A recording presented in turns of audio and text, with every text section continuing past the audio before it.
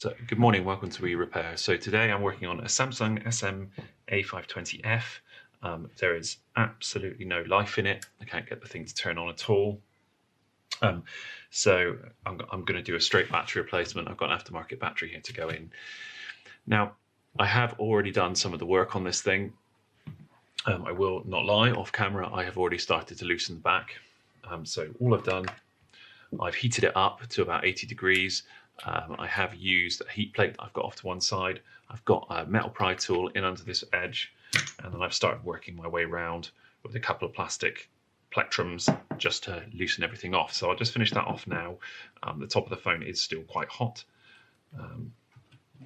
I've not opened one of these before, so hopefully there's no flex cables underneath, but you do occasionally get that. So if I wreck this, you'll know it's because I've not done my research. There's no fingerprint sensors on this one, so hopefully it will just pry up nice and easy, which is, oh, there you go. There we are. So there is no, let's just take that off. So there's no sensors or cables or anything, so that's great. As I say, I hadn't done any research, so I was just going in completely blind. So we've got to try and get this apart now.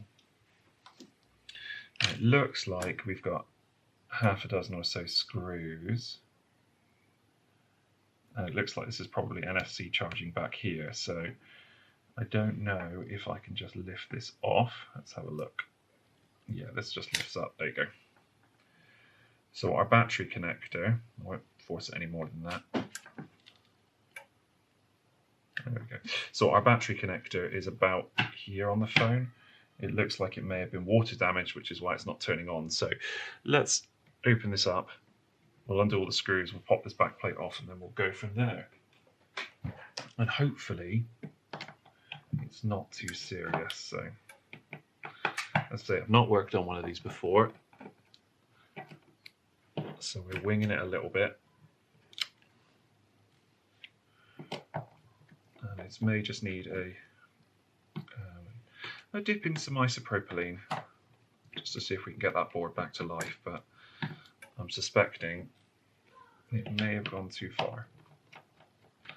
Just quickly get these undone,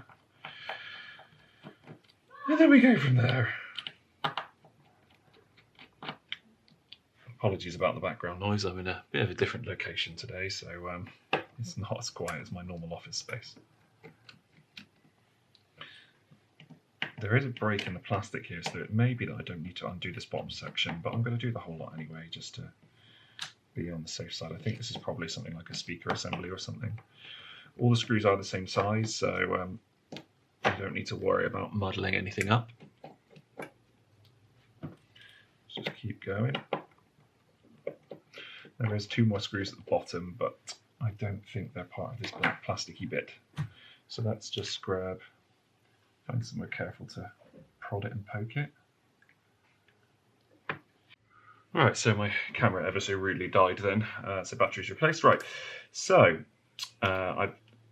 whilst I was waiting for things to charge up, I managed to find a pry place. This now pries out, so I didn't need to remove these screws down the bottom here. So that's obviously popped out now as well. So what I have discovered, obviously I don't know how well it will come up on camera, there is a fair chunk of water damage just here, so I think it is probably saturated. And the NFC thing attaches to the back, so just being careful of that ribbon cable, but that just pulls off. That will just lift off. The battery is taped in. I have actually already had a go at it as well, just because I wanted to see how easy it was to get out. So there's two bits of tape down the back sides, so it will just lift out. You have to be quite heavy-handed prying it up. So that's the battery out. I got a new battery here. I'm going to pop this one in, just like that. This battery is already fully charged. I've made sure it was with my battery tester, but I'm not holding out a great deal of hope, to be honest with you, just because of the water damage. No, there's no life there whatsoever. So I'm going to stop the video here, just because I haven't got any of the other parts in order to do it. I suspect because there's not even getting vibrations or anything, that is probably some kind of major motherboard failure. And if there's water damage, then the LCD is probably gone as well. I'll do a bit more investigation off camera just to see if it is going to be something that's relatively simple to fix. I'm not holding my breath. I think it's going to be a massive pain. So yeah, I'll go through and reassemble that. As I say, it's just a question of popping these two bits back on.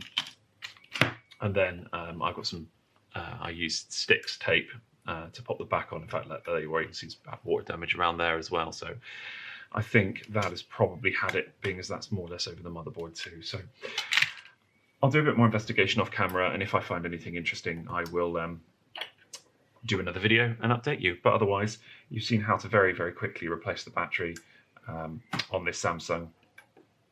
And if you want to have a go yourself, then please do, and save yourself some e-waste.